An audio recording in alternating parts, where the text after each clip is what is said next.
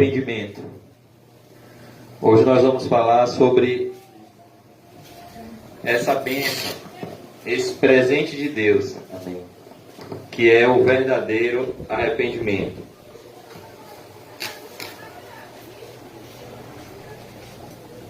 Antes de abrir o Salmo 51, eu queria convidar os irmãos a orar um pouco comigo. Senhor Deus e Pai, Pai nosso que estás nos céus, santificado seja o teu nome, Senhor. Venha, Senhor, o teu reino. Seja feita, Senhor, a tua santa vontade, assim na terra como no céu. Senhor, o pão nosso de cada dia nos dai hoje.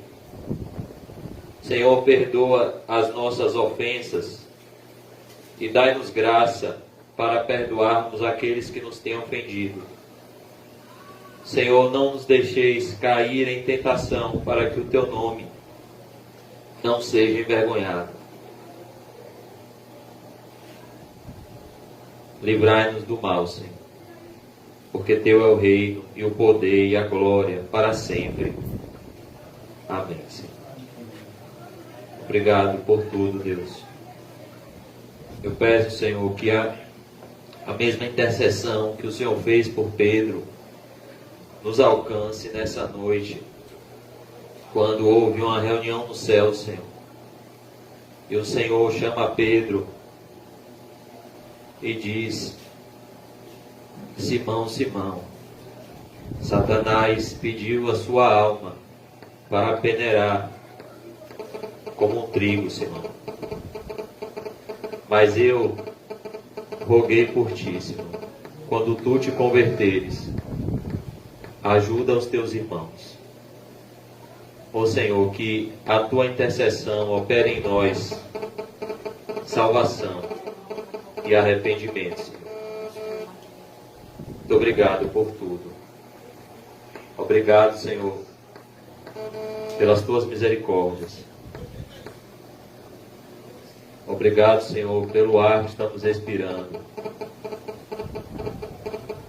Dai-nos sabedoria.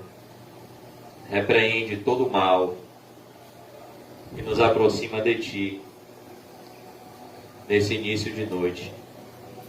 Que possamos, pela fé, nos aproximar de ti por meio da tua santa palavra. Em nome de Jesus, amém. Graças a Deus. Amém, irmãos? Acho que é meu celular que está dando mau contato. Amém. Antes disso, antes de iniciarmos o Salmo 51, que nós vamos ler nessa noite, o caminho de volta à presença de Deus, eu queria tirar com os irmãos algumas dúvidas sobre o verdadeiro arrependimento. E, em primeiro lugar,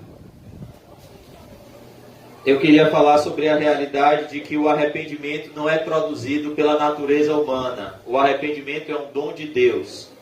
Eu queria convidar os irmãos a abrirem em 2 Timóteo 2:24.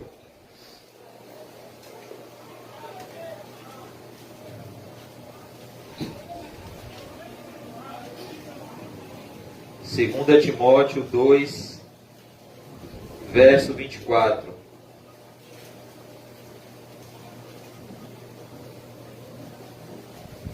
Segunda Timóteo 2, 24.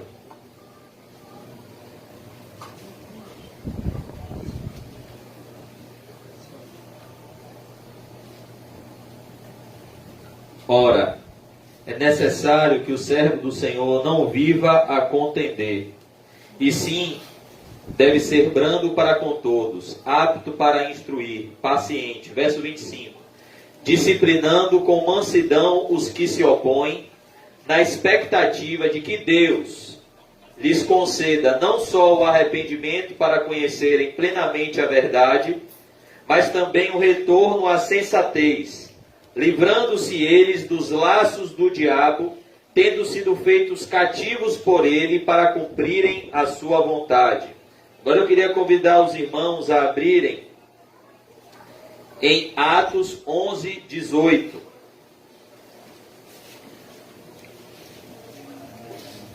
Atos capítulo 11, verso 18.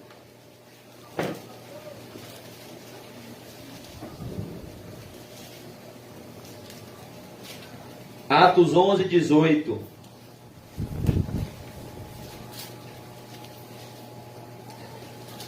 O apóstolo Pedro está explicando a conversão de Cornélio, que era gentio, e como Deus visitou aquele centurião. O próprio Deus falou a Cornélio, através de um anjo: Cornélio, as tuas orações e as tuas esmolas foram ouvidas diante de Deus. E o Espírito Santo desceu sobre a casa de Cornélio quando Pedro estava pregando, e todas aquelas pessoas foram salvas por Deus. E então Pedro está defendendo. No verso 17 ele diz: pois se Deus lhes concedeu o mesmo dom que a nós nos outorgou quando cremos no Senhor Jesus, quem era eu para que pudesse resistir a Deus? Ele está explicando que Deus também tem um propósito de salvar os gentios e não somente o povo judeu. Verso 18: e ouvindo eles estas coisas, apaziguaram-se e glorificaram a Deus, dizendo: logo também aos gentios foi por Deus concedido o arrependimento para a vida eterna. Ou seja, o arrependimento, ele é um dom de Deus.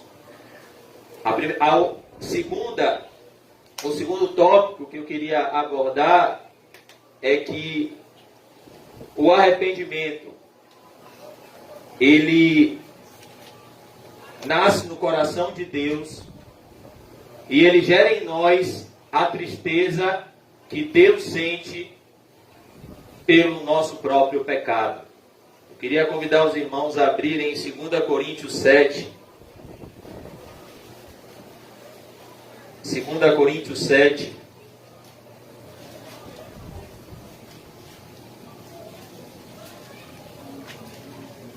Segunda Coríntios 7, versículo 8. A partir do versículo 8.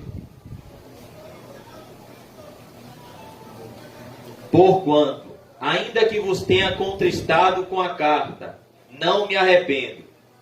O apóstolo Paulo está recebendo do irmão Tito as notícias de como a igreja de Corinto recebeu a primeira carta, que foi uma carta muito severa, onde o apóstolo Paulo trouxe palavras muito duras, chegando até a expulsar um jovem da igreja que estava vivendo abertamente no pecado e ninguém estava fazendo nada. Porquanto, ainda que vos tenha contristado com a carta, não me arrependo. O apóstolo Paulo está dizendo: eu não me arrependo de ter escrevido palavras severas, porque não foram palavras que vieram de mim, mas vieram de Deus, embora já me tenha arrependido. Ele fala do lado humano dele, que ele não tinha prazer em ver as pessoas entristecidas, mas sim no que aquela tristeza representava para a alma delas. Vejo que aquela carta vos contristou por breve tempo. Aqui o apóstolo Paulo traz o mesmo princípio que Jesus ensinou no primeiro milagre em Caná da Galileia, que o melhor vinho Deus oferece em último lugar. O mundo oferece primeiro a falsa felicidade do pecado, para depois vir a verdadeira tristeza.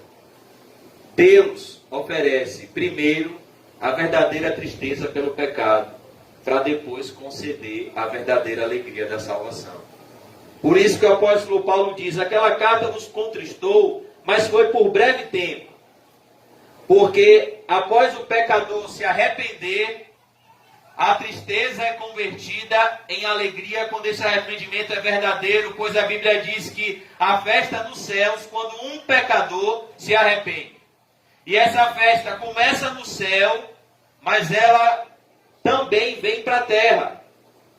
Pois o Espírito Santo desce do céu no momento que nós cremos e nos arrependemos, e ele nos conecta do céu à terra. De tal maneira que a nossa felicidade não depende das circunstâncias terrenas, mas depende do nosso relacionamento com Deus. Por isso que o apóstolo Paulo diz, verso 9, agora me alegro, não porque fostes contristados, mas porque fostes contristados para arrependimento. Pois fostes contristados segundo Deus, para que de nossa parte nenhum dano sofresseis. O apóstolo Paulo aqui está dizendo, eu me alegro, porque quem está operando o arrependimento de vocês é Deus. Não sou eu que estou maltratando vocês com palavras duras, mas é Deus que está usando essas palavras como um cirurgião que quer tirar o tumor de alguém que está com câncer. Então Deus está mostrando a ferida e trazendo o remédio. Arrependa-se e creia em Jesus Cristo. É isso que o apóstolo Paulo está dizendo aqui. A minha intenção não é causar dano a vocês. A minha intenção é que vocês sejam salvos assim como eu. Verso 10. Porque a tristeza, olha como existe um tipo de tristeza que nos abençoa.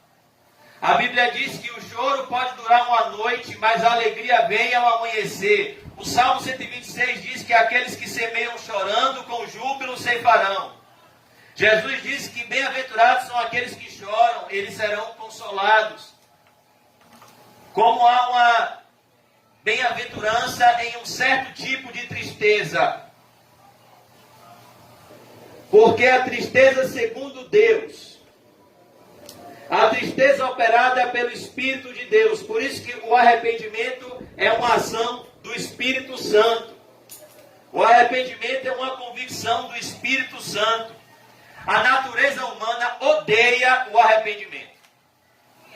Eu vim andando para cá e eu vi festividades juninas e o mundo está comemorando amanhã e quinta-feira justamente o assassinato do precursor do Messias, que trouxe o batismo de arrependimento para a remissão de pecados.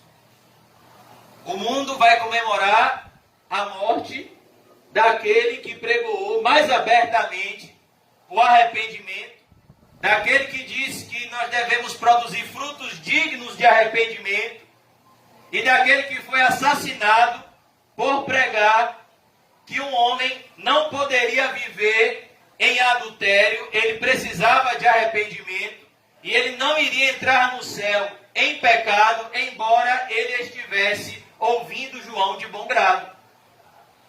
Então Herodes mandou prender João, e depois mandou matar João, no ambiente festivo. Por isso que o mundo nem esconde o rabo, que ele pertence ao maligno. O mundo comemora o assassinato de um irmão amado em Cristo, que simplesmente executou cabalmente o seu ministério e foi fiel ao chamado de Deus na vida dele. Como deveria ser todo cristão, com valores absolutos e inegociáveis.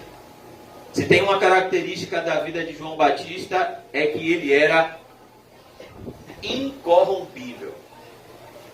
Não se poderia corromper João Batista, porque ele não tinha preço. A alma dele estava nas mãos de Deus. Então, a natureza humana odeia arrependimento. Porque a natureza humana odeia arrependimento se o Espírito Santo não gerar arrependimento em nossos corações. Porque a luz veio ao mundo. E os homens amaram mais as trevas do que a luz, porque suas obras eram más. Porque quando você prega o arrependimento, você traz luz para aquele que está em trevas. E se ele não quiser vir para a luz, ele vai fazer de tudo para permanecer nas trevas. Jesus não disse somente que o homem rejeita a luz, Jesus disse que o homem natural ama as trevas. O homem natural tem amor pelo pecado. E quando o arrependimento chega, ele faz uma troca de amores. O pecado que você amava, você passa a odiar. E Jesus que você odiava, você passa a amar. Por isso que o arrependimento está sempre unido à fé, porque a fé opera pelo amor de Jesus e por Jesus. Por isso que ele diz aqui, a tristeza segundo Deus produz arrependimento, olha que bênção, para a salvação. Por isso que o Senhor Jesus enviou seus discípulos a pregar de 2 em 2. E que mensagem Jesus ordenou que eles anunciassem? Arrependimento. Está lá no Evangelho de Lucas, capítulo 6, verso 12. Jesus ordenou que os discípulos pregassem arrependimento. O que uma pessoa precisa para entrar no céu? Arrependimento. Sem arrependimento não há remissão de pecados. Mas talvez você diga, ou às vezes a gente pense, mas é só se arrepender?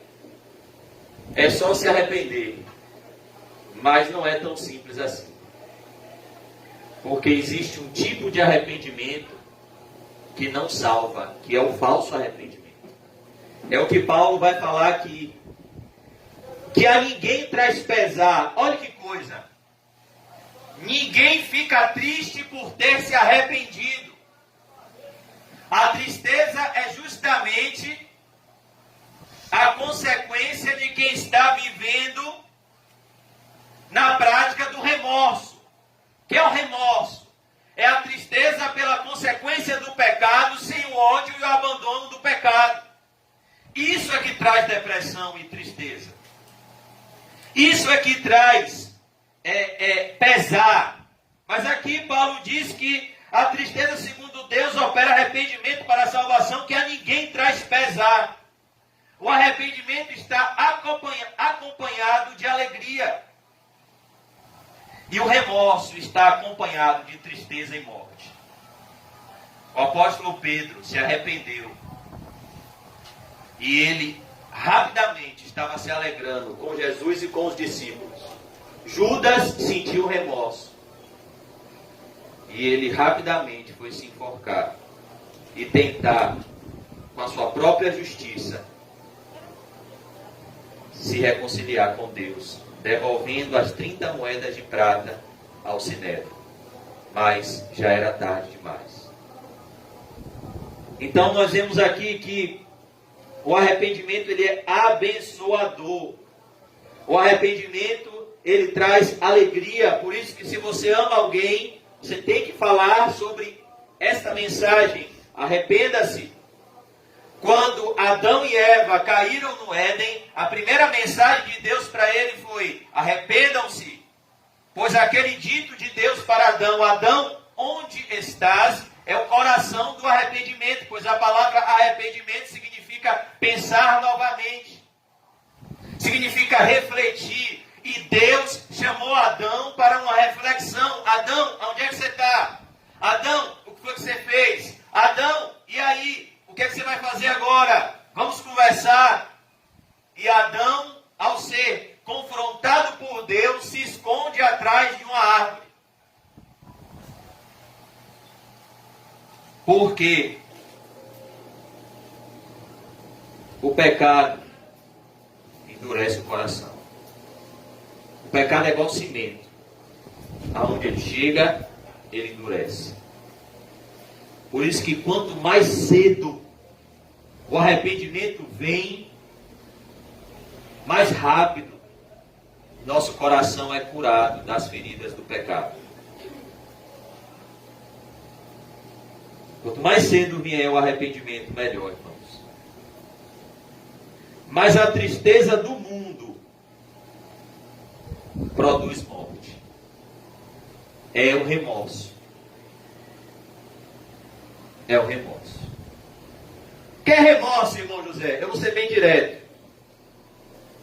É a pessoa que tem o costume de cometer um pecado. Quando ele é pego, ele fica triste. Mas quando ele está em oculto, a primeira coisa que ele faz é recorrer ao prazer daquele pecado. Isso é remorso. Isso é a tristeza segundo o mundo, que opera morte. Por isso que o Senhor Jesus, quando aparece à igreja de Sardes, ele diz: vocês têm nome de que vives, mas estão mortos. Lembra-te do que vocês têm ouvido e faz o quê? Arrepende-te. Porque a causa da morte espiritual daquela igreja é que as pessoas daquela igreja tinham tristeza do mundo que opera a morte.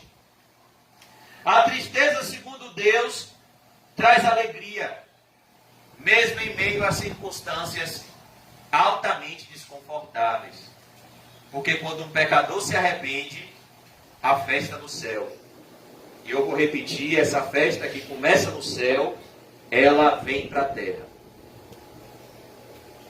Então, dito essas coisas, eu queria abrir com vocês no Salmo 51. E esse é o remédio que eu estou precisando.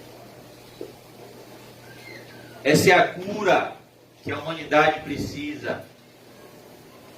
E essa é a mensagem que os cristãos cada vez mais devem anunciar. Arrependei-vos, porque é chegado a vós o reino dos céus. Arrependei-vos e crede em Jesus Cristo. Salmo 51. Todos os irmãos sabem a história desse salmo. A vida de Davi até aqui era uma vida marcada por vitórias. Até Davi conhecer a queda, a sua vida não conhecia derrotas. Desde o momento em que Samuel ungiu Davi, o novo rei de Israel, quando ele ainda era um adolescente, Davi obteve bom êxito em todos os seus propósitos, porque a mão do Senhor era com Davi. A resposta disso é que Golias não caiu para trás, caiu para frente, mostrando que não foi a força da badalgada de Davi que matou Golias, mas foi o Espírito Santo que já estava pairando sobre Davi, que derrubou o gigante Golias. E só para que isso fique bem claro, eu queria convidar os irmãos a só folhear 2 Samuel, do capítulo 1 ao capítulo 10, e vocês vão ver como a vida de Davi era marcada por vitórias. Como o segredo para uma vida bem-sucedida, tanto no céu quanto na terra, é andar com Deus. Pois já foi nos dito que o que encobre as suas transgressões jamais prosperará. 2 Samuel, capítulo 1. Eu vou só folhear rápido. Davi recebe a notícia da derrota e da morte de Saul. E qual é a reação de Davi? Ele não sente vingança. Ele sente compaixão de Saul. E a primeira coisa que Davi faz ao tomar posse do reinado é decretar um luto em homenagem a Saul. É, isso mesmo. Ele declara luto em homenagem a Saul, mostrando que ele tinha respeito por Saul e por sua família, embora Saul tenha tentado várias vezes assassiná-lo. Ele também faz o que Saul não fez. Ele obedece a Deus, manda matar o Amalequita. Capítulo 2, é aclamado rei de Judá. Aí você vai ver inúmeras vitórias. Vitória de Davi sobre Isbosete, a família de Davi em Hebron. Olha o capítulo 3, versículo 1. Durante muito tempo a guerra entre a casa de Saul e a casa de Davi. Davi ia se fortalecendo, porém os da casa de Saul se iam enfraquecendo. Abner faz aliança com Davi. Joabe mata Abner, a traição. Davi lamenta a morte de Abner. A morte de Isbosete, capítulo 5. Davi é ungido rei de todo o Israel. Davi conquista Sião. Davi é reconhecido por Irão. Os filhos de Davi nascem em Jerusalém.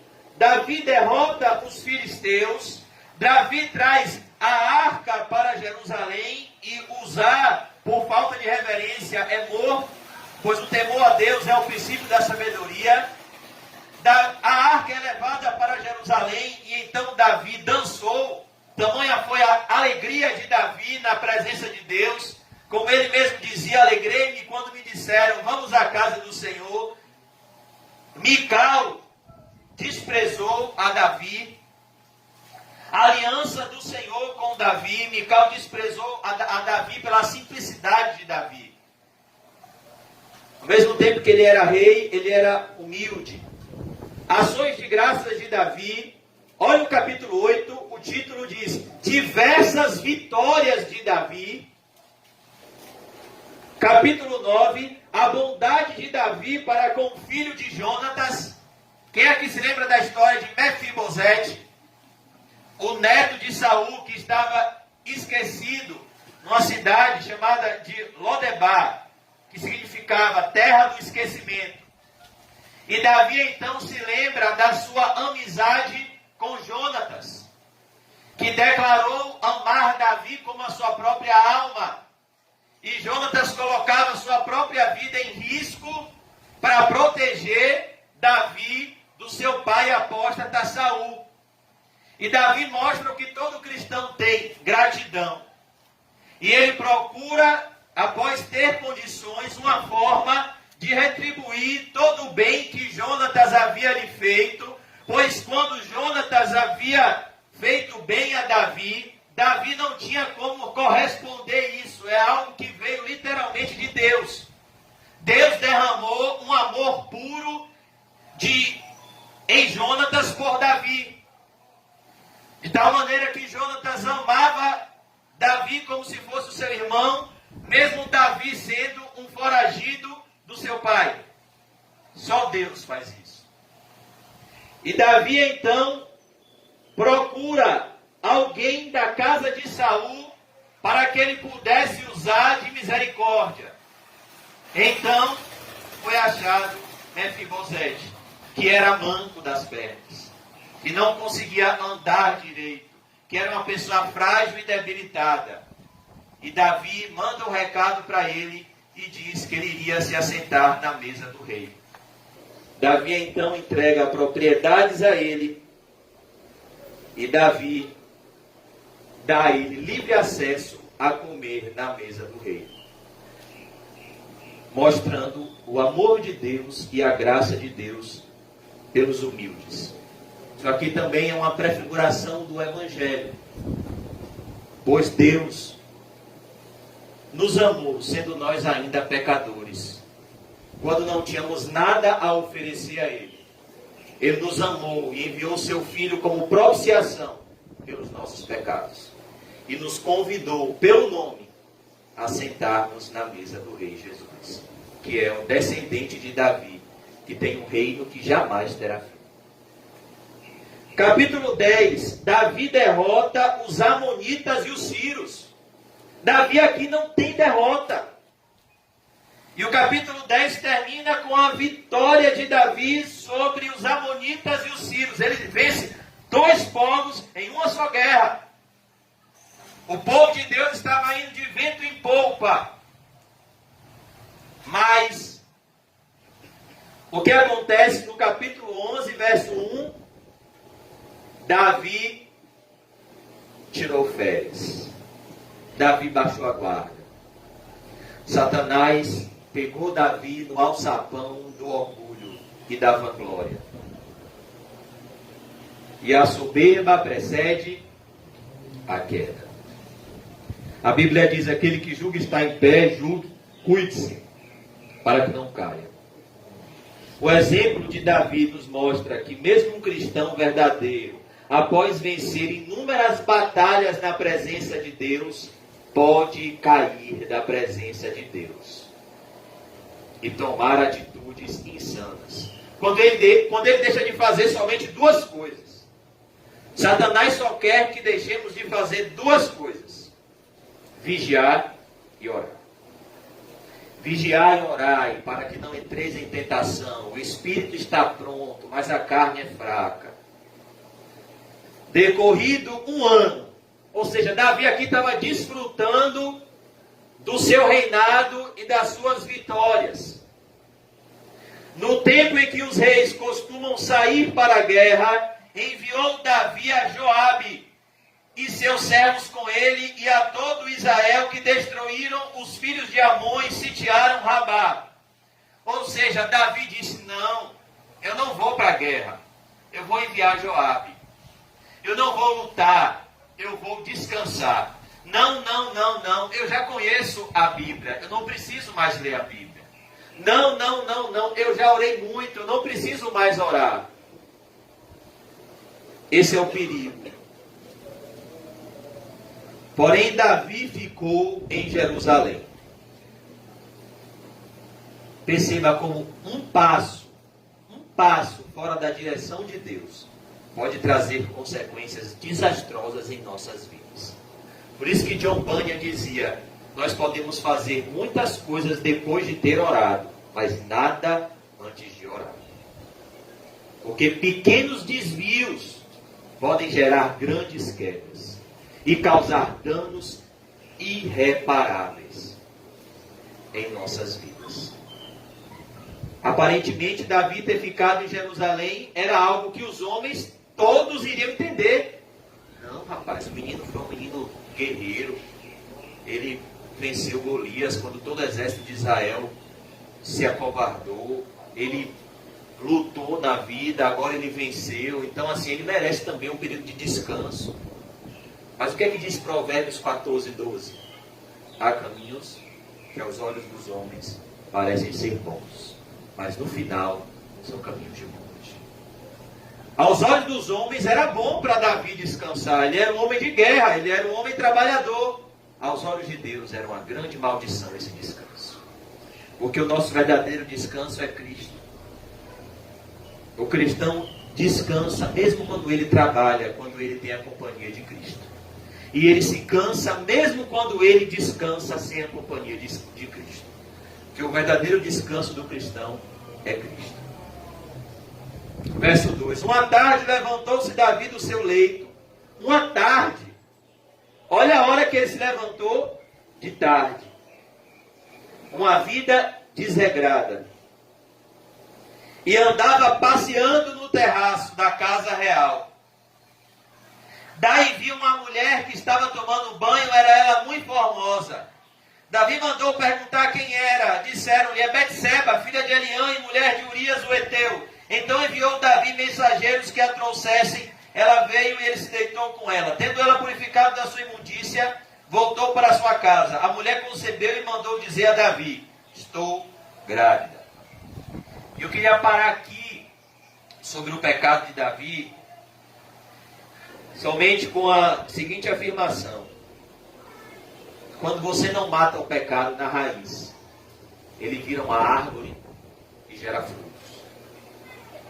O pecado, quando não confessado e deixado, ele cria a necessidade de se cometer outros pecados para encobrir esse pecado. Davi aqui vai embebedar Urias, que era leal a ele, tentar de todas as formas que Urias se deitasse com Betseba para dizer que o filho era dele, era de Urias. Urias, por amor a Davi, não fez isso. Por último, ele orquestrou a morte de Urias. Ele coloca Urias na frente da batalha. E ele, como um bom general, sabia como vencer uma guerra e como perder uma guerra. E ele planeja a derrota do povo de Deus para encobrir um pecado que ele cometeu. Perceba como o pecado é cruel. Davi aqui está cego. Davi aqui não está preocupado com as pessoas, não está preocupado com a glória de Deus, não está preocupado com o reino de Deus, não está preocupado com nada nem ninguém, a não ser com seu próprio ventre, e em satisfazer a sua concupiscência pecaminosa, e em encobrir a sua transgressão, e se passar como um bom homem diante da população. Por isso que ele orquestra a morte de Urias. Não foi só Urias que morreu. Vários soldados que estavam na frente de batalha morreram por conta dessa atitude inconsequente de Davi. Davi então se casa com Betseba, dando uma de bom moço. Olha que rei bondoso. Ele viu uma pobre viúva que não teria condições de trabalhar e assume ela no palácio e se casa com ela. Meu Deus, como nós temos um rei maravilhoso. Mas a Bíblia diz em Lucas 12:2 que não há nada em oculto que não seja revelado. Provérbios, 2 Samuel 11, no versículo 27 diz: Porém isto que Davi fizera foi mal aos olhos do Senhor. Provérbios 5:21 diz que os olhos do Senhor estão em todos os lugares, observando todos os caminhos dos seres humanos. E então, Deus deu um presente a Davi. Que presente foi esse? Um profeta para falar a ele o que ele precisava ouvir, mas não o que ele queria ouvir. Ele queria talvez passar mais tempo em lua de mel com Betseba. Ele queria talvez passar mais tempo curtindo os prazeres transitórios do pecado. Mas Hebreus 12:6 a Bíblia diz: Filho meu, não menospreze a correção do Senhor, nem desmaie quando por eles fores repreendido, porque o Senhor disciplina todos quanto ama e açoita todos quanto recebe por filho. Deus disse para Davi: Davi, você não vai ter o mesmo fim de Saul, porque eu te amo. Eu vou te desmascarar para que você entre no céu. Todos são perversos. A diferença é que existe o perverso arrependido e o perverso impenitente. Saul foi o exemplo do perverso impenitente. Davi foi o exemplo do perverso arrependido, que está agora no céu. O Senhor enviou, capítulo 12, o Senhor enviou Natã a Davi. Chegando Natã a Davi, disse-lhe: havia numa cidade 2 homens, um rico e outro pobre. Tinha um rico ovelhas e gado em grande número, mas o pobre não tinha coisa nenhuma, senão uma cordeirinha que comprara e criara, e que em sua casa crescera junto com seus filhos. Comia do seu bocado, e do seu copo bebia. Dormia nos seus braços, e a tinha como filha. Vindo um viajante a um homem rico, não quis este tomar das suas ovelhas e do gado para dar de comer ao viajante que viera a ele, mas tomou a cordeirinha do homem pobre e a preparou para o homem que lhe havia chegado. Como é que Natã se aproxima de Davi? Da mesma forma que Jesus se aproximou do seu povo, por meio de parábolas. Natã aqui, em primeiro lugar, vai desconstruir a justiça própria de Davi, trazendo à tona um caso para que ele julgasse, pois ele, como rei, deveria julgar esse caso. Então, o que é que Natã faz? Ele traz uma suposta ocasião que aconteceu dentre o povo que Davi governava, para que Davi tomasse a decisão do que deveria acontecer, que tipo de punição a pessoa que fez tamanha maldade deveria sofrer. É assim que Natã faz. Ele traz uma história para Davi e diz: e aí, Davi, você como rei, como você vai julgar essa atitude? Por que que Natã, com a sabedoria de Deus, enviado pelo Senhor, faz isso? Porque o Senhor sabe que nós enxergamos muito melhor o pecado na vida dos outros do que na nossa. Porque é mais fácil enxergarmos um cisco no olho do irmão do que uma trave na nossa. Porque se ele chegasse e dissesse logo o pecado de Davi, talvez a justiça própria de Davi ainda falasse. Mas ele vem e desconstrói a justiça própria de Davi para trocar na ferida.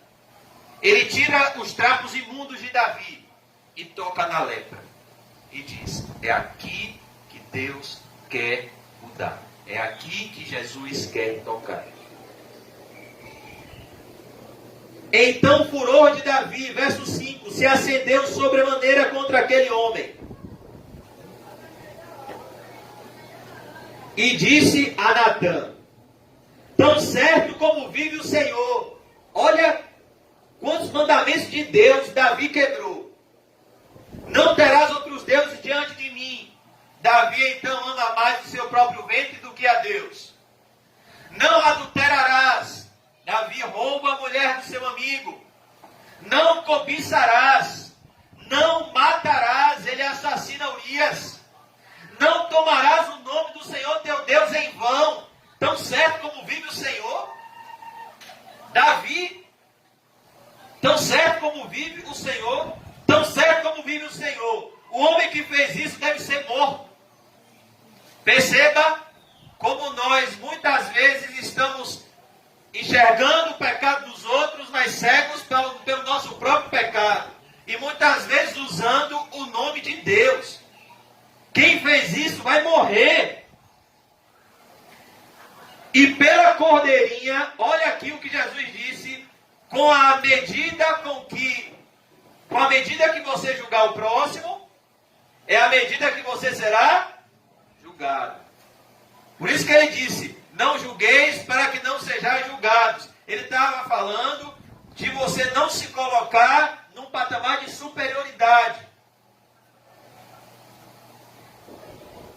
Como se você fosse melhor. Como se você não estivesse passível de julgamento também. Ele está dizendo que só existe um julgamento justo. A reta justiça que é a palavra de Deus. Não podemos julgar pelo nosso próprio entendimento, senão vai acontecer isso. E pela cordeirinha restituirá 4 vezes. Porque fez tal coisa e porque não se compadeceu. Verso 7. Agora, como diz um programa aqui da Bahia, a casa caída. Agora pegou. Verso 7. Então disse Natã a Davi: tu és o homem. Imagine a cara de Davi. Talvez se você estivesse lá, você ia ver as covinhas de Davi fechando, de tanta ira que ele estava, mandando matar esse homem. E quando Natã diz, esse homem é você, Davi, você vê o rosto dele se desmantelando na hora. E se assustando. Sou eu, é você. Assim diz o Senhor. Olha, Davi, você pensou que Deus estava falando por seu intermédio? Não. Deus vai falar com você agora. Deus de Israel. Eu te ungi rei sobre Israel. Eu te livrei das mãos de Saul. É como o irmão Marcelo sempre coloca, às vezes no grupo, uma frase do pastor Nizam. Nunca se esqueça de onde Deus lhe tirou. Natã vai lembrar aqui a Davi de onde Deus tirou ele. E tudo que Deus fez por ele. Porque todo pecado tem a raiz da ingratidão. Desde o pecado de Adão e Eva, até todos os pecados que se cometem hoje. Ao cometer esse pecado, nós estamos sendo ingratos com Deus que nos criou e que cuida de nós. Deite a casa de teu Senhor, as mulheres de teu Senhor em teus braços, e também te dei a casa de Israel, Judá, se isto fora pouco, eu teria acrescentado tais coisas. Porque, pois, desprezaste a palavra do Senhor, fazendo o que era mal perante ele. A Urias o Heteu feriste a espada. Mas vem a cada tanto, quem te contou isso? Se ninguém sabia, Deus. Se Davi quisesse, sabe o que ele fazia aqui? O mesmo que fizeram com o prefeito de Santo André anos atrás, queima de arquivo. O prefeito chamado Celso Daniel. Sabia demais, morreu. Por quê? Queimaram o arquivo. Provavelmente a pessoa que matou ele está solta até hoje. Porque no mundo os ímpios agem dessa forma. Se Davi fosse ímpio, ele fazia o quê? Ele fazia o quê com Natan aqui? Queima de arquivo. Eu vou queimar esse arquivo. Ninguém vai saber do meu pecado. Eu vou continuar como rei. Ele vai embora da minha vida. Ninguém vai saber disso. Eu vou continuar tendo prazer no pecado. Mas aqui nós vemos a ação de Deus movendo o coração de Davi. Por que ele era um homem segundo o coração de Deus? Por isso que a forma como reagimos às exortações bíblicas vai mostrar se somos ovelhas ou se somos bodes ou lobos. Natan aqui está agindo por amor. Isso é amor. A Bíblia diz que fiéis são as feridas feitas pelo que ama, mas os beijos do inimigo são enganosos. A Bíblia diz que o homem que bajula o seu próximo arma uma rede sobre os seus pés. Davi aqui não precisava de bajulação, precisava de exortação. E o único cabra retado que teve nessa hora foi Natan. A Urias o Heteu feriste a espada e a sua mulher tomaste por mulher, depois de o matar com a espada dos filhos de Amon. Ele dá aqui detalhes do crime. Você foi tão covarde que você não matou com a sua espada. Você orquestrou o assassinato de um homem leal a você com a espada dos filhos de Amon. Você sabia que ele ia morrer e você mandou ele para a morte. Verso 10. Agora, pois, não se apartará a espada jamais da tua casa, porquanto me desprezaste e tomaste a mulher de Urias o Heteu para ser tua mulher. Natan já diz logo, de Deus não se zomba. Deus não se deixa escarnecer. O que o homem semear, ele ceifará. O que semeia da carne colherá corrupção. O que semeia do Espírito ceifará a vida eterna. Davi, não se engane. Você plantou, você vai colher. Por isso que o arrependimento tira todas as nossas queixas e nos faz aceitar com submissão as terríveis consequências dos nossos próprios pecados. Como escreveu Jeremias no livro de Lamentações, após ver todo o povo em derrota, ele diz: olhe, vocês estão se queixando de muitas coisas, porém, de que se queixa, pois, o homem vivente? Queixe cada um dos seus próprios pecados. Natan diz a Davi: olhe, Davi, se lembre que o que o homem plantar, ele colherá. Quando as coisas vierem de ruim, não saia colocando a culpa nos outros. Aceite com humildade e sofrimento. Aceite com humildade o sofrimento, sabendo que você está sendo disciplinado para a salvação. Às vezes a gente se esquece do fator Deus em todas as circunstâncias de nossas vidas. Rapaz, por que eu tomei aquele prejuízo? Rapaz, por que eu peguei aquela enfermidade? Rapaz, por que eu bati aquele carro? Rapaz, por que aconteceu isso? Rapaz, por que aconteceu aquilo? Você nunca leu 1 Coríntios 11? O texto da ceia? Porque se julgássemos a nós mesmos, não precisávamos ser julgados pelo Senhor. Mas somos disciplinados pelo Senhor para não sermos condenados como o mundo. Assim diz o Senhor: eis que da tua própria casa suscitarei o mal sobre ti. Tomarei tuas mulheres à tua própria vista, e as darei a teu próximo, que se deitará com elas em plena luz do sol. Foi o que Absalão fez. Irmãos, Romanos 3 diz assim: seja Deus verdadeiro e todo homem mentiroso. Deus não é homem para que minta, nem filho do homem para que se arrependa. Quando ele fala, irmão, vai se cumprir. Salmo 139, o salmista diz, o próprio Davi: se eu subir aos céus, lá estás, ó Deus. Se eu fizer a minha cama no mais profundo abismo, também o Senhor vai estar, ó Deus. Para onde me ausentarei do teu Espírito? Não tem como. Antes que a palavra saia da minha língua, o Senhor conhece ela inteira. Antes que o meu primeiro dia existisse, o Senhor tem escrito no seu livro todos os meus Golias. Não tem como fugir de Deus. É melhor se render a Ele. Jesus deu esse simples conselho a Saulo.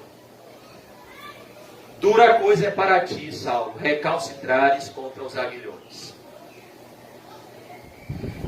Porque tu o fizeste em oculto. Mas eu farei isto perante todo Israel e perante o sol.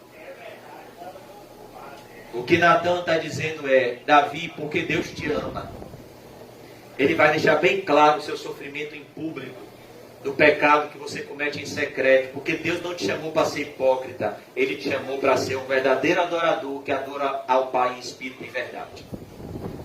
Uma pessoa pode ser religioso: eu não bebo, eu não fumo, eu não uso droga, eu não adultero, eu sou certinho, mas no seu coração amar o pecado e ir para o inferno. Então Deus disse a Davi: não, Davi, com você não.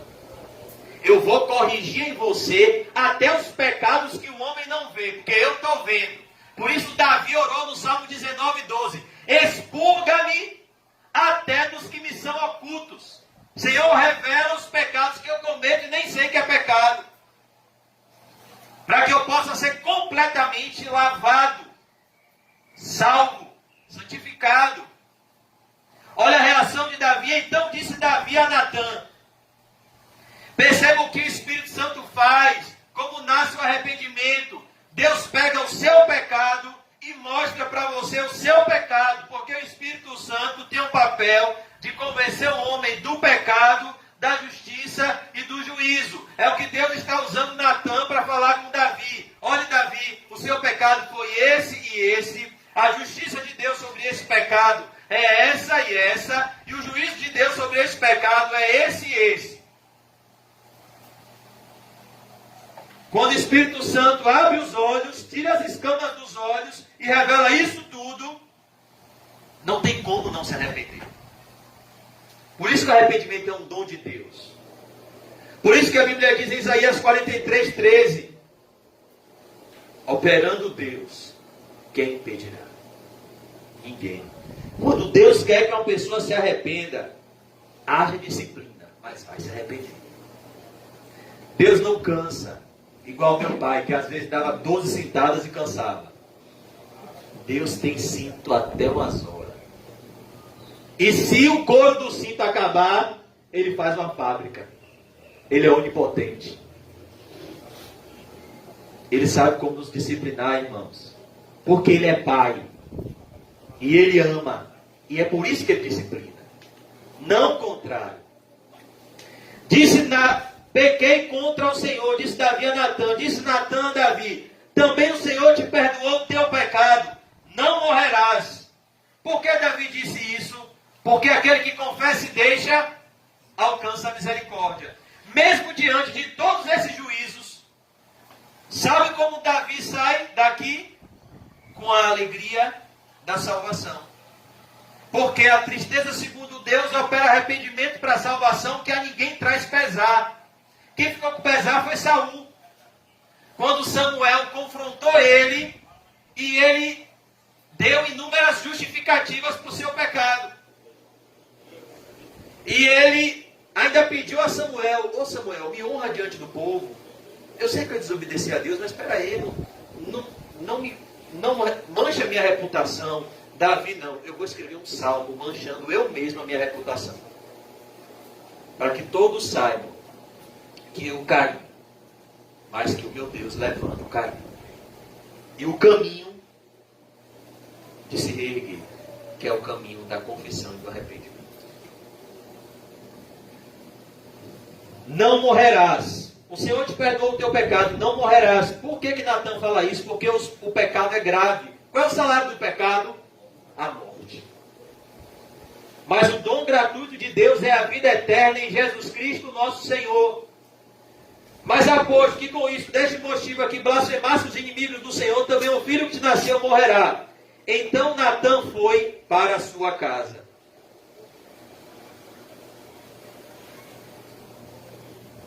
Como você acha que Natan voltou para casa? Com a consciência em paz com Deus. Com o sentimento de dever cumprido. Como um verdadeiro atalaia. Sabe o que diz Ezequiel, capítulo 3 e capítulo 33? Ezequiel: eu constituí você como atalaia sobre a casa de Israel. Eu coloquei você como uma torre de vigia para analisar a casa de Israel. Se eu mandar, Ezequiel, você falar ao pecador, pecador, se arrependa ou você morrerá, e você não avisar, Ezequiel, e esse pecador morrer no seu pecado, Ezequiel, o pecador vai morrer, mas o sangue dele demandarei das tuas mãos. Mas se você avisar ele, para ele se converter do seu mau caminho, você cumprirá a sua missão. E Natan aqui volta para casa após fazer a missão que Deus deu, e Davi fica em casa com o arrependimento que Deus deu. Mas Davi mostra aqui no Salmo 51, e eu não vou demorar, irmãos, por causa do horário, esse caminho, que é o caminho de volta à presença de Deus. Um missionário na Índia, chamado William Carey, pediu para no seu velório, na sua sepultura, no seu caixão, escreverem esse salmo, o Salmo 51. E que escrevesse na sua lápide: aqui jaz um pecador miserável, salvo pela graça de Deus. Porque esse salmo mostra como a nossa comunhão com Deus é restaurada após ela ter sido destruída pelo pecado. Um cristão pode cair. Olha Davi. Olha a prova que Davi está no céu. Mas um cristão pode rolar na lama do pecado? Não. Ao cair, o cristão precisa se levantar. E para se levantar, ele precisa saber como se levantar. E é por isso que o Salmo 51 foi escrito, para mostrar o caminho de volta para casa, que é o caminho do filho pródigo. Compadece-te de mim, ó Deus, segundo a tua benignidade. Em primeiro lugar, o arrependimento nasce com você e Deus. O arrependimento não está se importando com as pessoas, embora quando ele seja verdadeiro, ele restaure o nosso relacionamento com as pessoas. Mas em primeiro lugar, o arrependimento restaura a nossa comunhão com Deus. Porque não adianta ter a nossa comunhão restaurada com os homens se não estamos com a comunhão restaurada com Deus. Não adiantava Davi ir lá e pedir perdão a Betseba. Não adiantava Davi ir lá e pedir perdão à família de Urias, se Davi não tivesse a sua comunhão com Deus restaurada. Então, em primeiro lugar, o arrependimento nasce na presença de Deus, em uma reunião particular e secreta com Deus. Davi aqui se despe do seu trono, se despe da sua riqueza, se despe da sua beleza, se despe da sua justiça própria, se despe de toda a sua pompa e bota a cara no pó, como diz Jeremias: ponhamos a cara no pó, quem sabe dá esperança. Se humilha e ele volta ao primeiro amor, lugar de onde ele nunca deveria ter saído. Ele volta à prática das primeiras obras, de quando ele andava com Deus antes de ser rei, quando ele ainda era um fugitivo de Saul.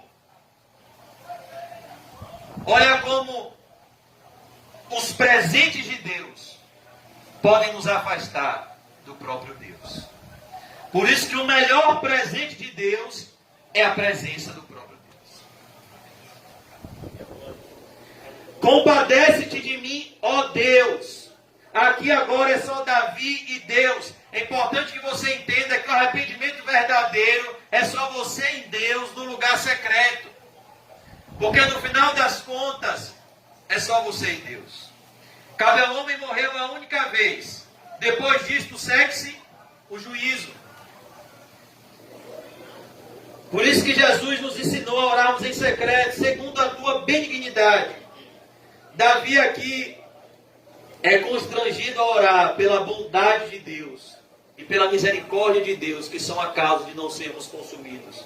As misericórdias de Deus. Davi sabia da bondade de Deus. E é importante que saibamos que quando pecamos, Deus não está com pau para nos matar. Ele está com braços abertos para nos receber, para fazer uma festa, para nos aceitar. Deus é bom. Deus não é como a gente que guarda mágoa. Sabe o que diz em Isaías 55, 6?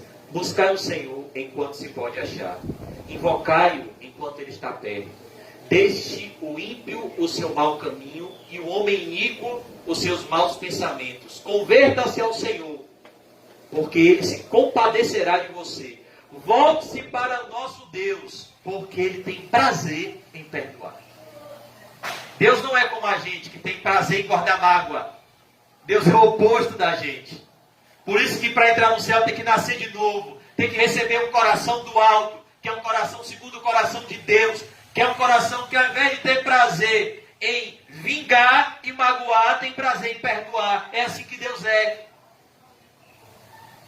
Deus disse a Ezequiel: teria eu prazer na morte do ímpio? Não, Ezequiel.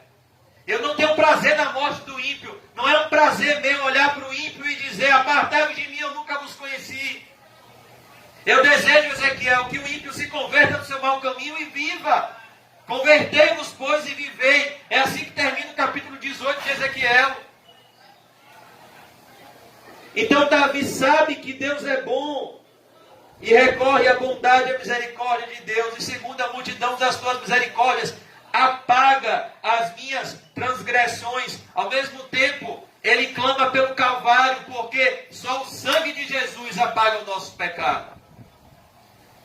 Davi aqui está na presença de Deus, confiante na promessa do mediador entre Deus e os homens, que é Jesus Cristo. O pecado não pode ser apagado uma vez que ele foi cometido sem que sangue seja derramado. Por isso que é o sangue de Jesus que nos purifica de todo o pecado. Lava-me completamente da minha iniquidade e purifica-me do meu pecado. O arrependimento verdadeiro, ele é verdadeiro. Ele muda tudo. Muitas vezes o que acontece é uma mudança religiosa. E a pessoa só faz mudar de um pecado para outro.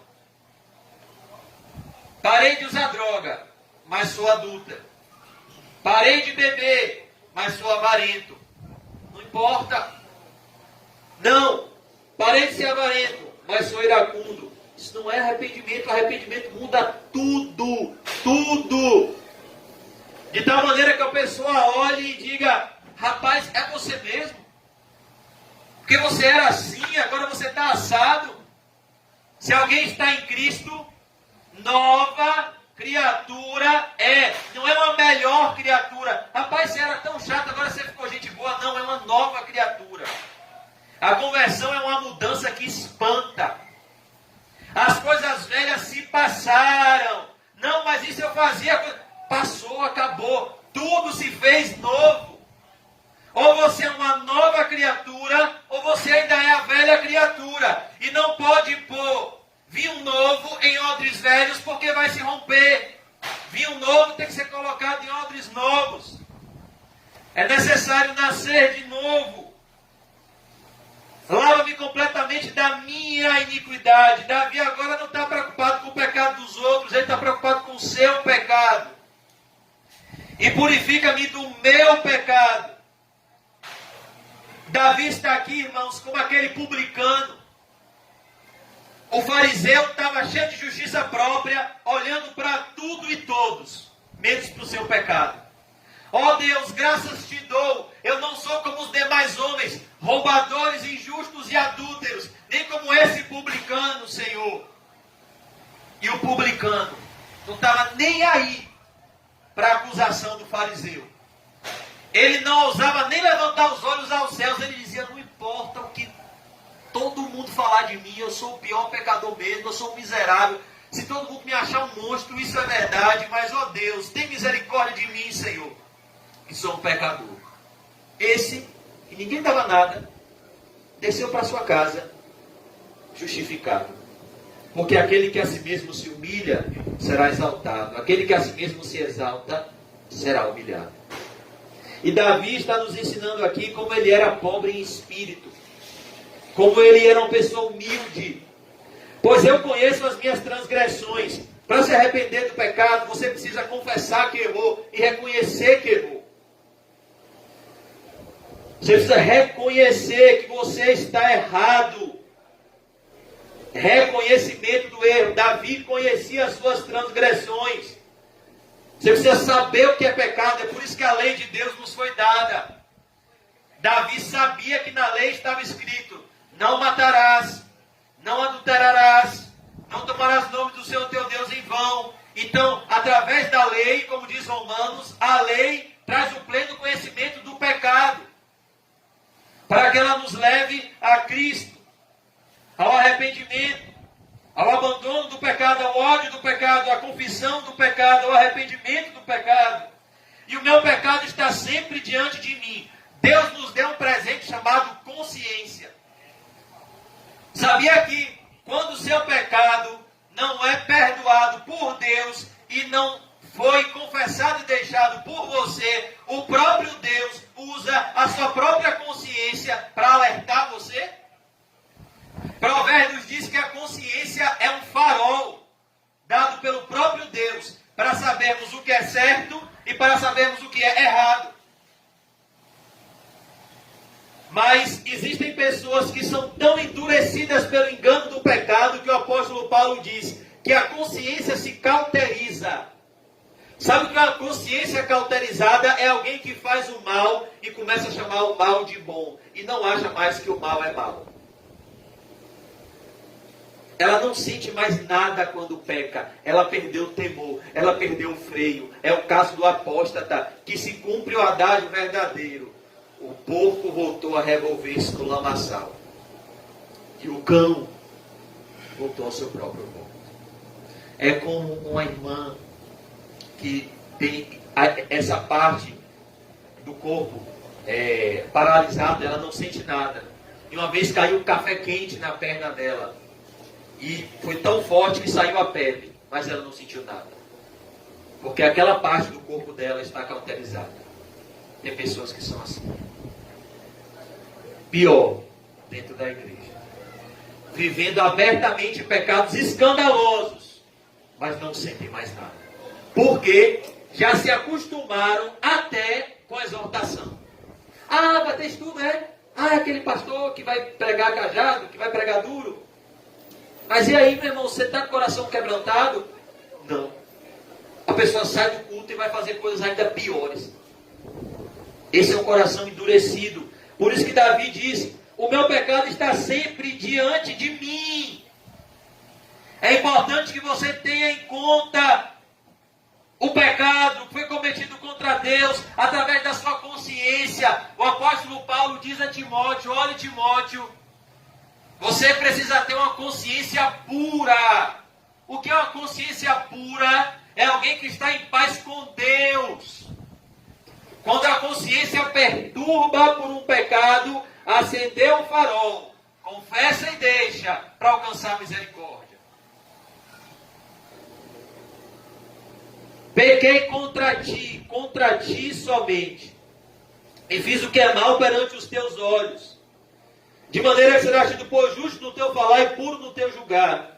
Davi diz: Senhor, embora eu tenha ferido pessoas, antes de quebrar a minha aliança com os homens, eu quebrei em primeiro lugar a minha aliança com Deus. E sabe o que Paulo diz a Timóteo? Deus é fiel. Na aliança que ele faz conosco. Ainda que sejamos infiéis, Deus permanece fiel, pois de maneira nenhuma pode negar a si mesmo. Ele é fiel, é um atributo de Deus. Ele não pode quebrar uma aliança feita. Então Davi está dizendo: mesmo o Senhor sendo fiel, eu fui infiel. E todo pecado que eu cometi, a raiz desse pecado foi ter quebrado minha aliança com o Senhor. Por isso todo pecado foi cometido somente contra ti. Porque uma vez que eu firo o meu próximo, eu antes feri ao Senhor. O pecado cometido contra o próximo é um pecado cometido diretamente contra Deus. Por isso que o amor a Deus se reflete diretamente no amor ao próximo. 1 João 4,20. Como você diz amar um Deus que não vê, se não ama o seu irmão a quem vê? Quem ama a Deus, ame também a seu irmão. Quem odeia a Deus, odeia também o seu irmão. Não foi o caso de Caim? Por que Caim matou Abel? 1 João diz, porque Caim era do maligno. E ele pecou contra Deus, matando Abel. E fiz o que é mal perante os teus olhos. Perceba, todo o nosso problema é quando a gente quebra a nossa aliança com Deus. De maneira que será agido por justo no teu falar e puro no teu julgar. Davi aqui não tem autodefesa nenhuma. Senhor, o que o Senhor fizer, está bom. Porque eu já mereci estar no inferno. Então, o seu julgamento é justo. O seu falar é puro. O Senhor é santo. Eu sou pecador. Eu nasci na iniquidade, em pecado me concebeu minha mãe. Davi aqui vai na raiz do pecado. Eu não posso me transformar, Senhor. Eu preciso do teu auxílio. É como Jacó no vale de Jaboque. Senhor, de maneira nenhuma, eu não saio daqui se o Senhor não me abençoar. Porque a minha natureza é de enganador. Se o Senhor não me abençoar, eu jamais vou mudar. Se o Espírito Santo não nos transformar, jamais vamos mudar. Porque a nossa natureza, o nosso DNA, tem a semente do pecado. Nós nascemos com o veneno da serpente. E a não ser que olhemos para Cristo como a serpente de bronze que foi levantada no deserto, esse veneno não vai ser tirado. Ele só é tirado pelo sangue de Jesus, na presença de Deus, pelo Espírito Santo. Eis que te comprases na verdade no íntimo. O que é que Davi está dizendo? O mesmo que Jesus disse no Sermão do Monte. Deus quer que oremos a Ele em secreto. Deus tem prazer na verdade que vem de dentro. Jesus disse aos fariseus em Mateus 12:34, raça de víboras, como podeis falar coisas boas sendo maus? Como vocês podem falar a lei de Deus tendo o coração perverso de vocês? É isso que Jesus diz lá em Mateus 12:34. E Davi diz, não, são os limpos de coração que verão a Deus. Deus se compraz, na verdade, no íntimo. Sobre tudo que se tem que guardar, guarda o seu coração. Deus se compraz na pureza do coração. Porque Deus não vê como o homem vê. O homem vê a aparência. Deus vê o coração. Enquanto eu estava fingindo ser um homem bom, todo mundo estava me aprovando. Mas Deus estava me reprovando. Por isso que ele diz, o Senhor se compraz, na verdade, no íntimo. Deus sabe quem somos. E no recôndito, a palavra recôndito é no esconderijo e no lugar secreto, me fazes conhecer a sabedoria. Por isso que Jesus é perfeito e nos ensinou a orar como? Em secreto. Porque é no lugar secreto que conhecemos a sabedoria. E há uma diferença entre sabedoria e conhecimento. Os fariseus tinham conhecimento. Jesus tinha sabedoria. Conhecimento é somente conhecer a letra. Sabedoria é a prática certa, é a aplicação correta do conhecimento. Isso é fruto de uma vida secreta de oração. Conhecimento você pode adquirir na faculdade de teologia. Tem a mente de um anjo, a boca de um anjo e um coração de demônio, uma vida de demônio. Sabedoria você se adquire em comunhão com Deus. Vivendo de conformidade com o que você conhece. Por isso que Jesus diz, que Davi diz, o Senhor se compraz na verdade no íntimo, e no recôndito, e no lugar secreto, onde ninguém vê, mas o Senhor me vê, me fazes conhecer aparecer a sabedoria. Por isso que John Bunyan dizia que a oração secreta é o cajado que divide o bode das ovelhas. O falso crente gosta de estudar a Bíblia para se aparecer. O falso crente gosta de muitas vezes usar a Bíblia para os seus próprios interesses, estudar provérbios para ficar rico. Mas orar em secreto é um privilégio de quem tem o Espírito Santo.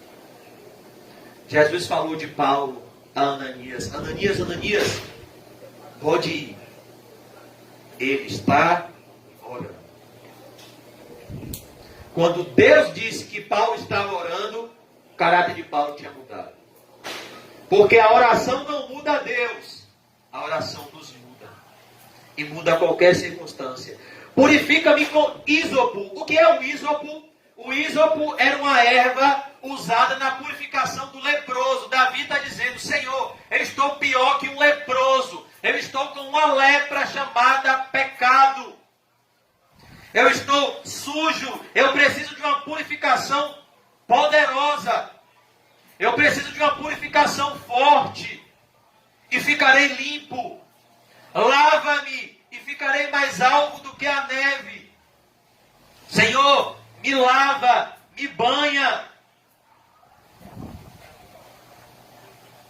Faze-me ouvir júbilo e alegria, para que exultem os ossos que esmagaste. Ele está dizendo: ô Senhor, a alegria foi embora da minha vida, porque o Senhor esmagou os meus ossos. Salmo 32, que é um salmo contemporâneo a esse, Davi diz: enquanto eu calei os meus pecados, meu vigor se tornou sequidão de estio, porque a tua mão pesava dia e noite sobre mim. Aqui fala da disciplina de Deus. Ossos esmagados também era o que um pastor fazia com a ovelha quando se desviava do rebanho. Ele quebrava a perna da ovelha e trazia ela nos seus ombros. E deixava aquela ovelha com a perna quebrada no rebanho, para que ela fosse o modelo para as outras ovelhas. E essa ovelha ainda ficava alegre, porque ela pelo menos tinha sido salva e estava de volta ao rebanho. É o que Davi está dizendo: ô Senhor, me dá a alegria de fazer parte do teu povo, mesmo sabendo que eu vou ter evidenciado esse mau testemunho que eu dei diante do teu povo. O Senhor me esmagou, Senhor, mas o Senhor pode me dar alegria. Esconde o rosto dos meus pecados, verso 9, e apaga todas as minhas iniquidades. Senhor, não olha para o meu pecado, olha para a sua aliança que o Senhor fez comigo. É como Moisés: Senhor, não olha para a desobediência do povo, não manda um anjo, eu quero a tua presença. Se o Senhor não for conosco, eu não saio daqui.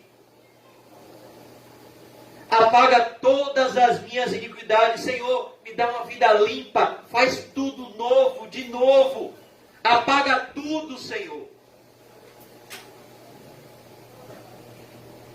É impossível andar com Deus com a vida suja. Não é com Deus. Não é com Deus que você está andando se você não está com a vida limpa.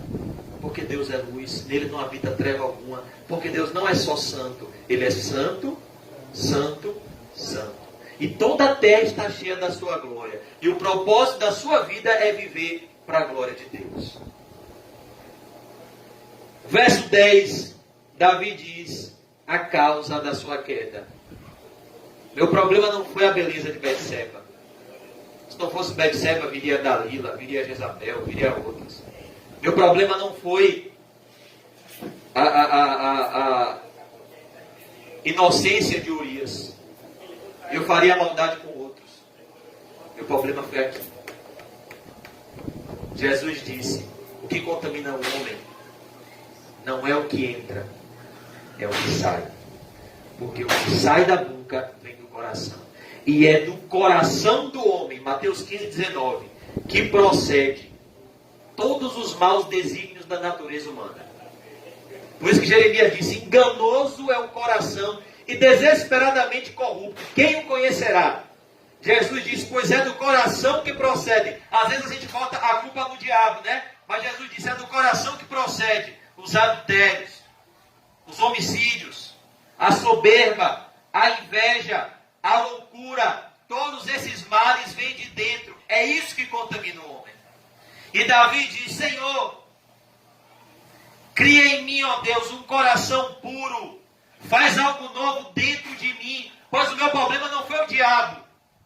Davi aqui não faz como Adão. Foi a mulher que tu me deste. Ele também não faz como Eva. A serpente me enganou e eu comi do fruto. Ele diz: Senhor, o meu problema é o meu coração.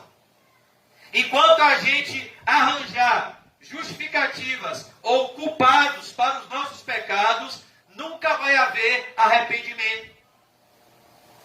Senhor, fui eu, a culpa não foi de fulano, não foi de Beltrano, fui eu, é o meu coração que não estava limpo. Cria em mim, ó Deus, um coração puro. A ideia de um coração puro é um coração não dividido. O meu coração se dividiu entre o Senhor e o conforto, entre o Senhor e o descanso, entre o Senhor e o prazer enganoso do sexo, entre o Senhor e o prazer enganoso do pecado, da impureza, da riqueza. É o coração de Davi que foi a causa da sua queda. Por isso, é o nosso coração que é a causa da nossa queda. Cria em mim, ó Deus, um coração puro e renova dentro de mim um espírito inabalável. Ó Deus, faz de mim uma nova criatura de dentro para fora. Faz o meu homem interior reto na tua presença. Me dá prazer na tua lei. Não me expulses da tua presença. Por que Davi diz isso? Porque ele sabia o que era um homem sem a presença de Deus. Ele sabia qual era o fim de um apóstata. Saul, com vergonha de ser morto pelos filisteus, pegou uma espada e ele mesmo se suicidou. Ele sabia do perigo de ser abandonado por Deus. Saul chegou ao ponto de consultar uma necromante, pois Deus não falava mais com ele. Ele consultou a Deus em oração, Deus não respondeu. Ele consultou a Deus pelo Urim, pelo Turim, era uma forma da época de consultar a Deus, uma espécie de dardos que se jogavam para saber a vontade de Deus. Deus não respondeu. E o desespero de Saul foi tão grande que ele chegou aí no necromante. E lá apareceu um demônio em forma de Samuel, dizendo: agora, Saul, tarde demais, Deus já te rejeitou. Davi sabia que o pior desespero do homem é clamar por Deus e não ser ouvido. Não existe situação mais desesperadora do que essa.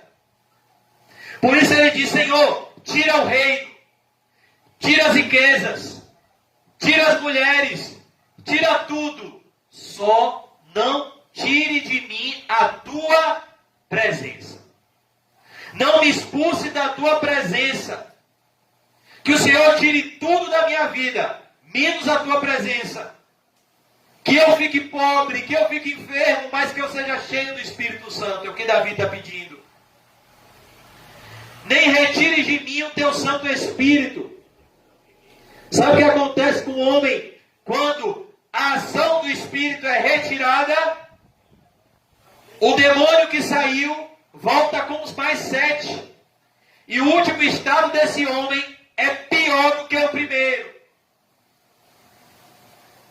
É o perigo de pecar e não se arrepender.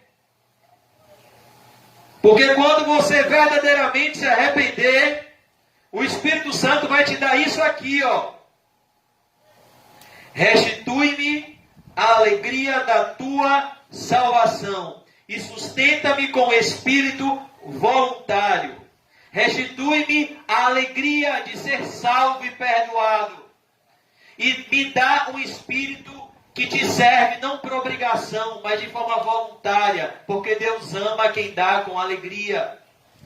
Então ensinarei aos transgressores os teus caminhos, e os pecadores se converterão a ti. Como eu posso pregar arrependimento se eu não me arrependo? Como eu posso dizer, esse é o caminho, se eu não percorro esse caminho? Como eu posso dizer, olhe, vá para lá, se eu vou para a direção contrária? É o que Davi está dizendo. Então, com a minha comunhão contigo restabelecida, eu ensinarei aos transgressores os teus caminhos, com o auxílio do Espírito Santo. E os pecadores se converterão a ti. Por isso que muitas vezes nosso evangelismo não é eficaz. Porque não há coerência nas nossas palavras. Livra-me dos crimes de sangue, ó Deus, Deus da minha salvação, e a minha língua exaltará a tua justiça. Todo pecado é um crime de sangue, porque todo pecado é um assassinato deliberado ao Filho de Deus. Ele derramou o seu sangue pelos nossos pecados. Abre, Senhor, os meus lábios, concluindo, e a minha boca manifestará os teus louvores. Senhor, eu não tenho nem mais coragem de abrir a minha boca. Faz isso por mim. Eu estou envergonhado. É isso que o pecado traz, vergonha. Pois não te compras em sacrifícios, do contrário, eu te daria, e não te agradas de holocaustos. Deus não quer que você dê um sacrifício em compensação pelo pecado, como fazem os espíritas. Não, eu pequei aqui, mas eu vou fazer uma generosidade ali. Não, eu maltratei aquele irmão, mas em consequência disso, eu vou dar uma cesta básica para esse irmão. Não. Deus não quer que você faça isso. Ele quer que você se arrependa diante dele de ter maltratado esse irmão, e que você chegue para esse irmão e peça perdão a esse irmão do que você fez com ele. Deus é dono do ouro da prata, ele não pode ser vendido. É o que Davi diz: Senhor, condição eu até tenho de te dar muitos carneiros, muitas ovelhas. Davi era rei. Mas eu sei que o Senhor não se agrada de holocaustos. Eu sei que o Senhor quer misericórdia e não sacrifícios, e que obedecer é melhor do que sacrificar. Concluindo, sacrifícios agradáveis a Deus são espírito quebrantado. É um espírito quebrado do homem interior. Você está moído, arrasado pelo pecado e disposto a fazer de tudo para abandonar o chiqueiro, como foi o filho pródigo. Ele não só falou que estava ruim no chiqueiro, ele não só disse, levantar-me-ei, irei ter com meu pai. Ele se levantou e ele foi ter com o pai. Ele percorreu o caminho. O coração compungido e contrito. O que é um coração contrito? É o coração de Pedro, quando Jesus olhou para ele e o galo cantou. Aquele olhar de Jesus quebrou o coração de Pedro em 1000 pedaços. E um pescador rude, grosseiro, que andava com uma peixeira na mão, virou um homem dócil e amável, um simples olhar de Jesus. Quando ele se lembrou do que Jesus disse: Pedro, antes que o galo cante 2 vezes, você me negará 3 vezes. E olhe como Lucas foi preciso. Lucas 22:61 diz que no instante em que o galo cantou pela 2ª vez, Jesus estava passando na frente de Pedro e olhando no olho de Pedro. E o olhar de Jesus quebrou toda a altivez do coração de Pedro. Coração compungido e contrito. E Pedro, caindo em si, isso é arrependimento, pensar novamente: meu Deus, eu não sou forte, eu sou fraco. Eu pensei que eu poderia confiar em mim mesmo. O que Jesus disse se cumpriu. Eu neguei ele. Pedro, caindo em si, ao olhar para Jesus, chorou amargamente. Ele teve seu coração totalmente quebrado pela maldade do pecado, pela traição que ele cometeu. Não o desprezarás, ó Deus. E Jesus não desprezou o arrependimento de Pedro, porque foi sincero. A primeira coisa que Jesus fez ao ressuscitar e se encontrar com Maria Madalena foi dizer: avisa aos meus discípulos e a Pedro que vou adiante deles para Galileia. E na Galileia, qual é a primeira coisa que ele faz? Tem uma conversa em particular com Pedro. Porque aqueles que me honram, eu honrarei. E aqueles que me desprezam, eu desprezarei. Mas o coração contrito não o desprezarás, ó Deus. Faze bem a Sião, segundo a tua boa vontade. Edifica os muros de Jerusalém. Então te agradará do sacrifício de justiça, dos holocaustos e das ofertas queimadas. E sobre o teu altar se oferecerão novilhos. Sabe o que Davi está dizendo? Senhor, meu pecado afetou todo o povo de Deus. O irmão Marcelo colocou hoje no grupo. A igreja é o corpo de Cristo. O pastor José colocou 1 Coríntios 12, que fala: nós somos o corpo de Cristo, ele é a cabeça, nós somos os seus membros. O que Davi está dizendo é: o meu pecado maculou todo o povo de Deus. Restaura Sião. Ele podia falar: restaura a minha comunhão contigo. Ele diz: não, restaura Sião, segundo a tua boa vontade. Reedifica os muros de Jerusalém. Então, sobre o teu altar se oferecerão novilhos. Ou seja, quando a comunhão do povo estiver restabelecida contigo, o Senhor vai se agradar dos sacrifícios que forem oferecidos no teu altar. Todo o povo de Deus foi afetado pela queda de Davi. Todo o corpo de Cristo é afetado quando caímos em pecado. Por que o apóstolo Paulo disse que um pouco de fermento leveda toda a massa? O que significa esse versículo? Qual é a interpretação desse versículo? O fermento é algo imperceptível. Quando você come um bolo, você vê o fermento? Não, mas ele está lá. O que o apóstolo Paulo quer dizer é um pouco de fermento, um pouco de pecado estraga tudo.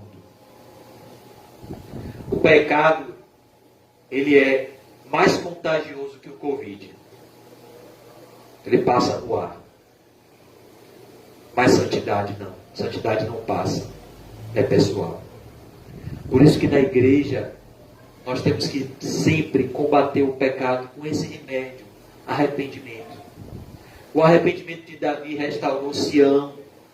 O arrependimento de Davi reedificou os muros de Jerusalém. O arrependimento pode restaurar a sua família. O arrependimento pode restaurar o seu casamento. O arrependimento pode restaurar todas as coisas na sua vida. O arrependimento pode trazer e vai trazer um avivamento na igreja.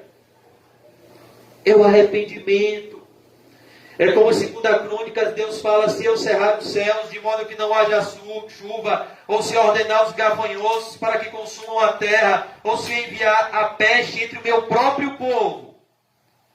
Vocês precisam saber que eu estou mandando essa disciplina, porque vocês devem reagir dessa forma. Se o meu povo, que se chama pelo meu nome, se humilhar e orar e buscar a minha face, não de qualquer jeito, mas como a mulher do fluxo de sangue, e buscar-me-eis e me encontrareis quando me buscardes de todo o vosso coração, e se converter dos seus maus caminhos, arrependimento, então eu ouvirei dos céus, perdoarei os seus pecados e sararei a sua terra.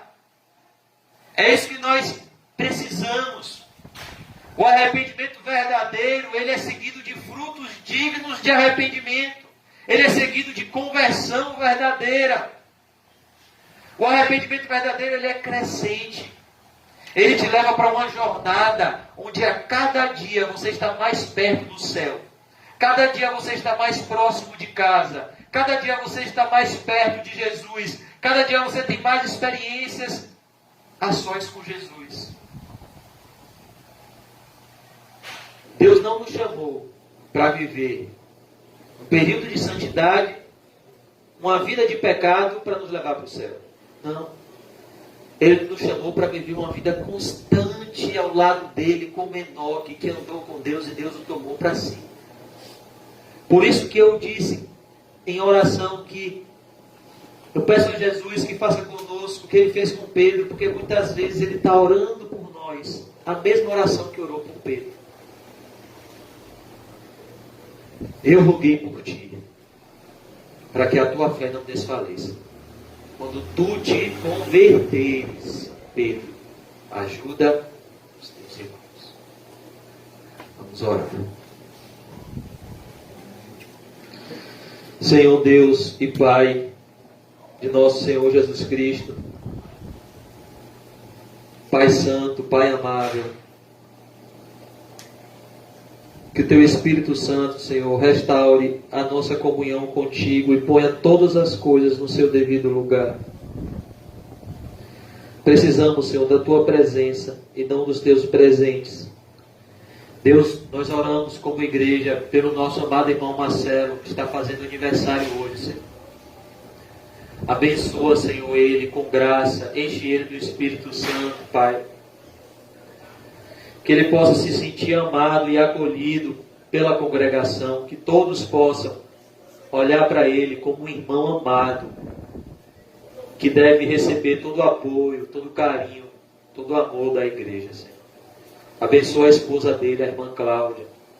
Enche esse casal tão abençoado, Senhor, do Espírito Santo. Nós não temos palavras para te agradecer, Senhor, pela regeneração deles, pelo batismo deles e pelo caminhar deles contigo. Só o Senhor sabe como o Senhor os tem usado para a tua glória e edificação nossa. Que o Senhor possa, Senhor, encher nosso amado irmão do Espírito Santo para os desafios da vida, para os desafios do dia. Que ele possa ver a tua mão em tudo e ser guiado por ti. Ciente de que o Senhor é o nosso pastor. E nada nos faltará. Que o Senhor seja o pastor do irmão Marcelo. Que o Senhor seja o pastor dessa congregação. Que o Senhor seja o nosso pastor. Que o Senhor guie o pastor Nizam. Que o Senhor seja cada vez mais o cabeça da igreja e faça com que todas as coisas sejam feitas para a tua glória. Que o Senhor nos ajude a ter um coração limpo e a ter um arrependimento profundo e sincero. Nos dá prazer na tua lei. Nos ajuda, Pai, a caminhar contigo em meio à intensa apostasia que estamos vivendo. Nos despede em paz. Nos dá a tua paz. Repreende todo o mal no meio do teu povo. Nos ajude a combater o bom combate da fé. Nos ajude, Senhor, a entender que estamos em guerra. E a nossa luta não é contra carne nem sangue. Dai-nos esse arrependimento salvífico. E essa fé verdadeira em Jesus. Em nome do Pai, do Filho e do Espírito Santo. Amém. Graças a Deus. Amém, irmãos. Muitos irmãos, cumprimento santo. E diga para ele: seu descanso está em obedecer a Deus.